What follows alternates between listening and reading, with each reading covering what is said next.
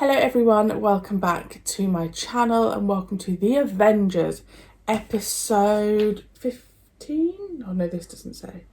I think we're episode 15, around there. Guys, we have a full episode. What? What is this? A full episode? Yeah. I'm very, very excited about this. And I was also just checking in this wonderful guide that I've been given that we've got recons now and episodes, so there's no more audios.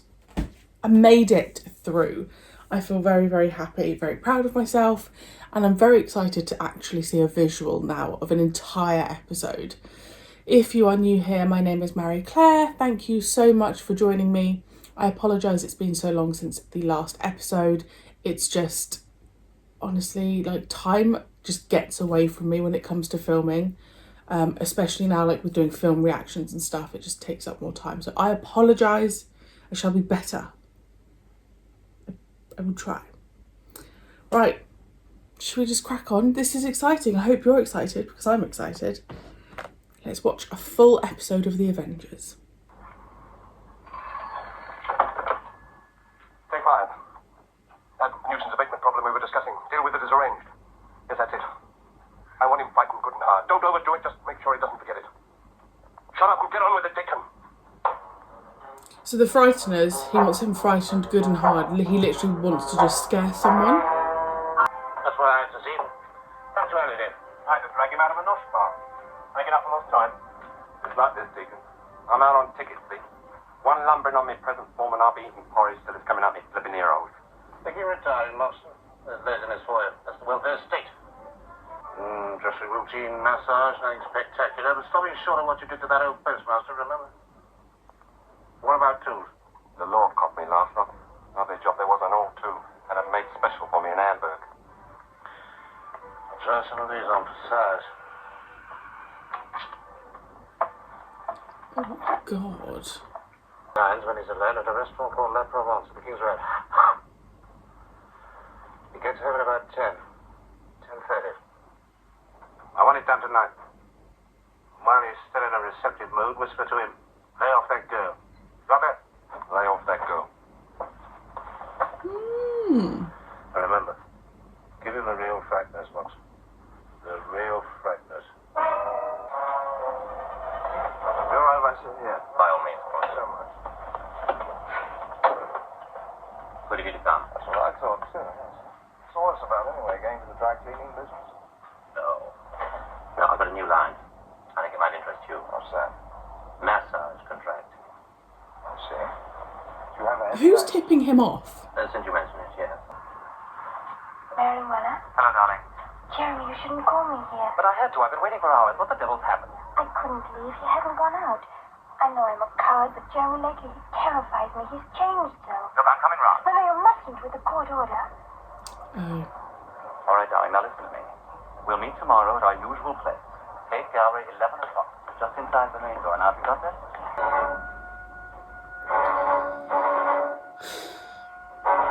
Is this going to be horrible? You see how in this episode now, you have the build-up, whereas with the audio, you just have like this music in the background, wouldn't you? It's hard to like form a picture. Good night. No way I can get a bus to Beverly Park, do you? I wonder, would it help if I were to draw arrows on the paper? Keep your eyes on that corner. Knocking away without a care in the world, Bowie. The fees range anywhere from 50 to a couple of thousand, depending on the importance of the patient. And the size of the hara's bankroll. Precisely.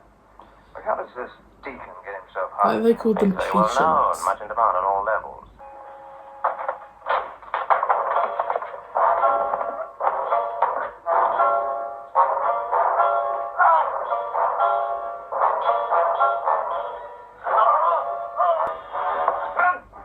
Right, Pike, can you ask for it? And here's a bit extra that ain't on the bill. And a message, too. Stay away from that girl or there's plenty more coming up.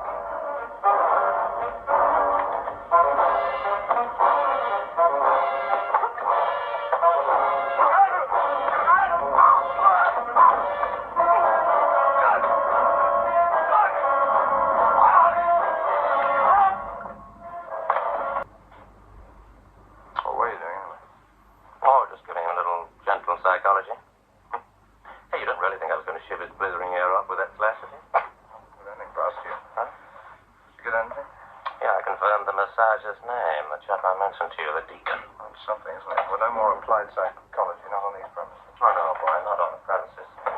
It's pretty effective, though. He's going to be all right.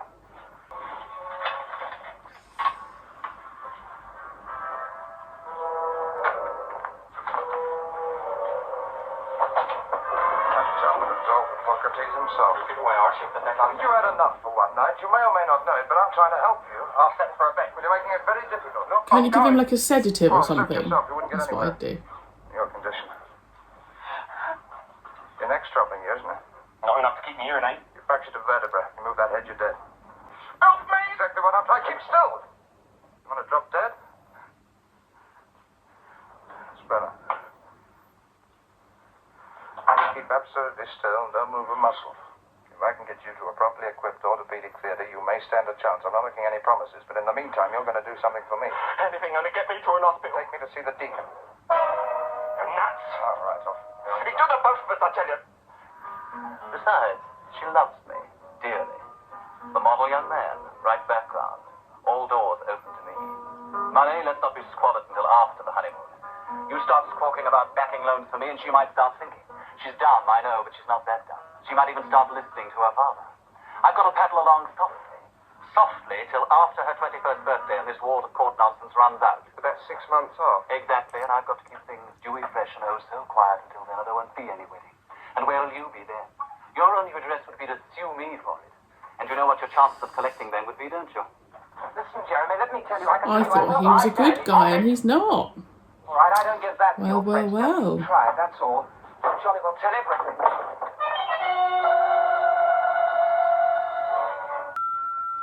I don't think this is going to go very well. Oh, good boys. I wasn't expecting you quite so early. Come in and start, don't be shy. Was this Dickness? Not my fault. He made me bring him in. I've got a broken neck. Don't be stupid, Motion. I think we better have a couple of the boys in. I thought you knew me. Dickon, let's breathe!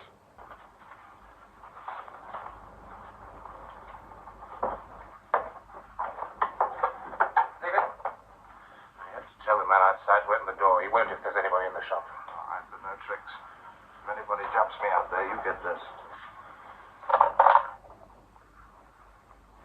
Debbie. Kiska. Good. Open up. I'm coming out. O'Reilly's Brickwork. I've got news for you. Snap. Where shall I meet you?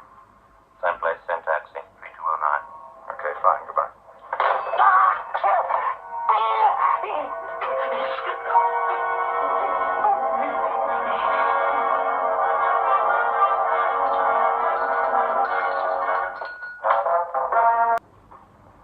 If you take a doctor's advice, I'd watch your blood pressure. He's become very, like, suave, Dr. Keel.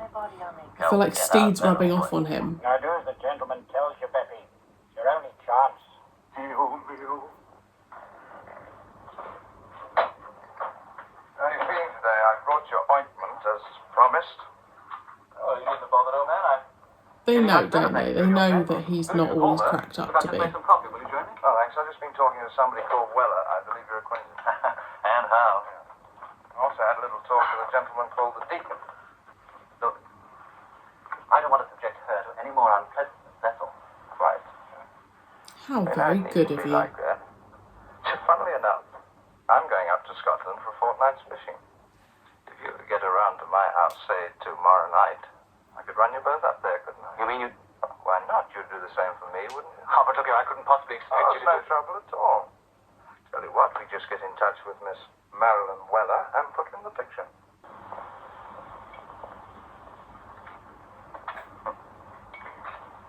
Oh, do forgive us. I was just so relieved to see you. Oh, perfectly all right. Meantime, we'll have something to mark the occasion. Oh, isn't it marvelous? I didn't think it would ever happen. Isn't it marvelous? Yes. I didn't think it would ever happen either. Yes, you just sit. There we are. It's Mrs. Mrs. Briggs. Mrs. Briggs. Jerry had it all, sir. It was all quite legal, nothing against the lawyers. It just sounded better. But that's rubbish. My name's Sir Willoughby. Jeremy, what is this? I don't understand. I don't know. For heaven's sake, I've never seen her in my life before. Oh, Jerry, you son, don't Look, can't you get her out of me? My son. I'm not your son.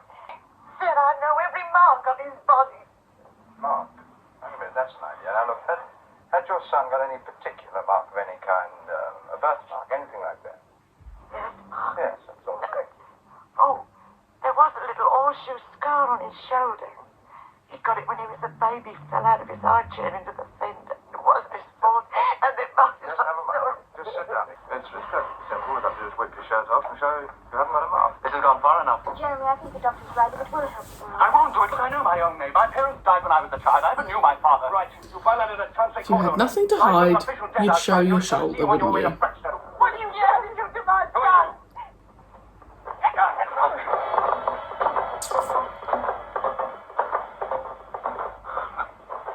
Look, it's not true, Marilyn. This scar I got to play rudder at school. I've never seen that woman in my life. Well, it just happens to be on the same shoulder and the same shape. Get away, get away. I've dug up a lot of dirt on you, young man. Last year with the publisher's daughter, the year before with Fiona Croft Simpson, not to mention 12 months inside for sprinkling dud checks through just about every page into bread. Now, have I said enough?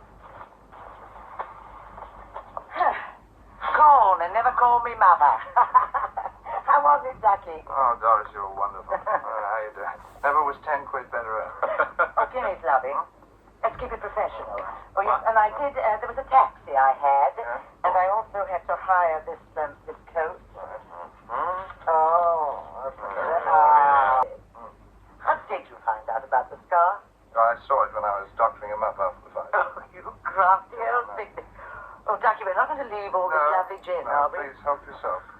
Will you have something? No, I'm just going to see the girl first, but please carry on, will you? You'll have something, I'm Well, sure. I think I'll have a large brandy, if I may. Oh, what a splendid idea. And a very small soda. Yes. Do you know, I've known David for years. You have? Yes, I knew him when I was their 40th sweetheart. The difference it makes having a visual is astonishing, because I was thinking in some of those situations, you know, like if there was, when there's a fight scene on an audio, it's really, really, really hard to kind of like grasp what's going on.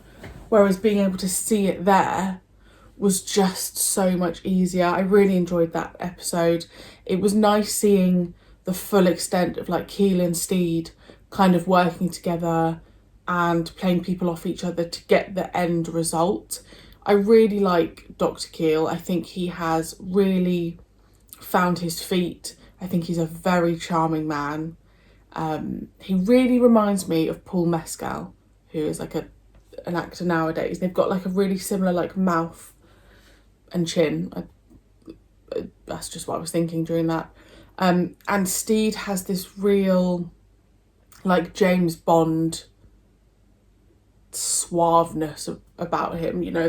They just seem so confident in what they are doing, and that's just, it's, I think it does come across in audio, but I don't think it comes across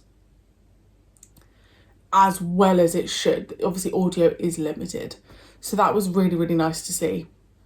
Really liked the end result. Really clever how they like I said before, they came together at the end to kind of fake his mother being there, but obviously Keel had seen the scar.